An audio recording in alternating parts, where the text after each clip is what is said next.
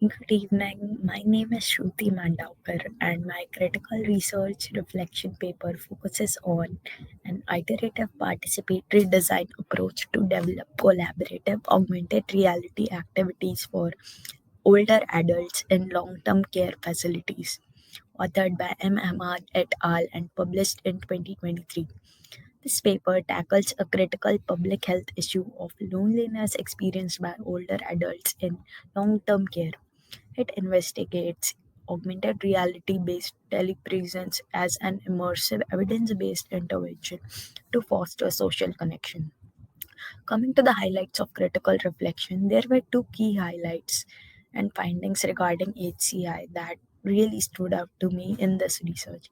First, the team empirically found out that standard AR gesture controls like pinch and tap failed for this population due to reduced mobility.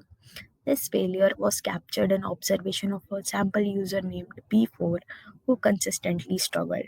P4's difficulty was with pinch gesture was pivotal, and this led to constructive contribution and the development of low dexterity finger latching technique for near field games like checkers, wherein they could press the single button multiple times with just swiping it. And this was a hybrid control system and confirmed the necessity of designing for extreme accessibility. Every research has its strength and limitations. This enforced the innovation, and the strength was using the methodology of iterative participatory design of extreme testing and getting feedback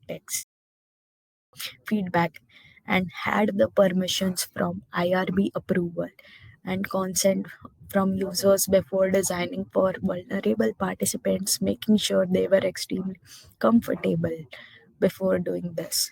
However, a critical limitation is also a usage of real world application of it.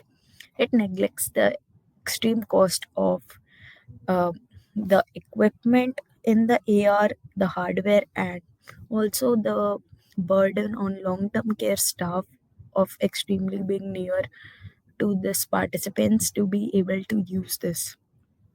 However, a personal insight that I had was the necessity and observation that every product designed for long term care should be redundant, and we should include more features that make it more accessible and never rely on a single input method.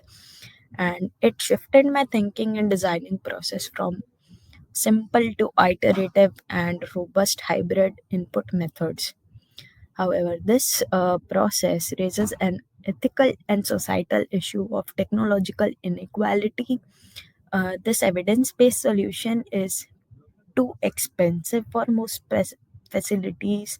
The participants may not be good enough or healthy enough to participate in it, so they will be left behind. And how do we make it more inclusive so that every user from every age should be able to use it? How do we make it more accessible? If I were to extend this research, I would ask few questions and run few experiments by including even their grandchildren in it, in the AR telepresence, and figuring out if it makes them less lonely and minimize the extra work for long-term care staff, ensuring fair and making sure the equipment is used by their own, because this shift focuses from feasibility from systematic to policy level impact.